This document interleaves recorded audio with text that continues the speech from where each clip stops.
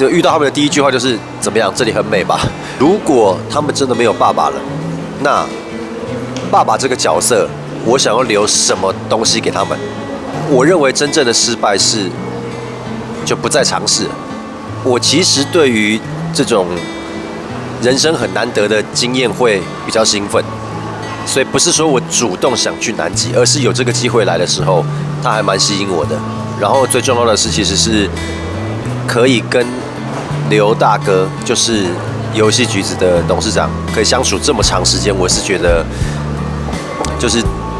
就这个因为很多事情，很多商业上的事情想请教嘛，所以就觉得哇，有这个机会可以相处，也想看看在旅行中怎么样看出一个人的本性，这样的想知道他是什么样的人。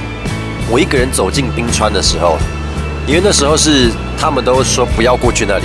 但当时我不知为何就很想往那里走，所以我走去的时候，我知道说有可能我会掉进那个冰隙里的时候，那时候才有那个念头说哇，可能真的会回不来。对，但那不是挑战路程中的事情，而是我自己在面对的事情。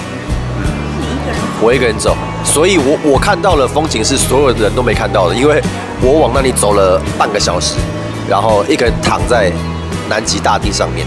那他们当然是很紧张，他们后来发现，因为我是趁大家睡觉的时候去嘛，那他们发现整个全部营队都醒了，然后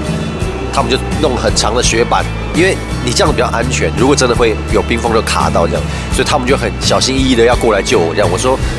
没事没事，这一段好像还好。对，但是我说，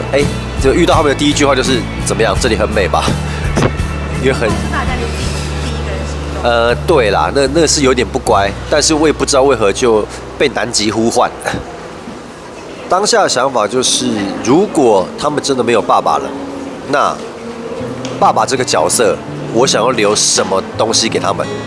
因为他们需要爸爸，是需要一个角色，这个角色在他们的生命里面会很重要。那如果爸爸不在的时候，到底爸爸对他来说是什么，或者为什么爸爸不在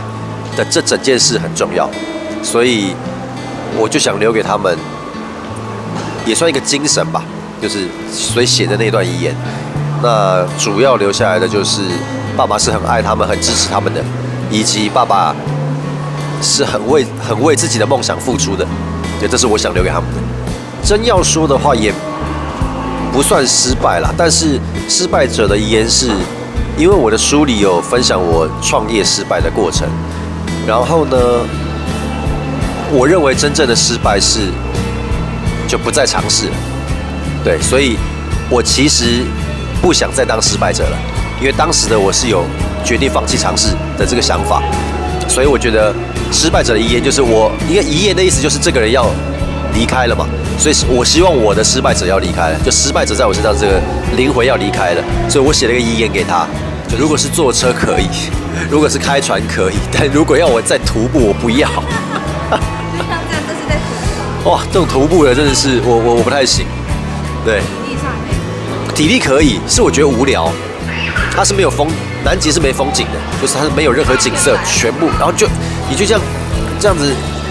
也不能说无意识，就是机械化的一直走8个小时、10个小时，我说这真的受不了，太无聊。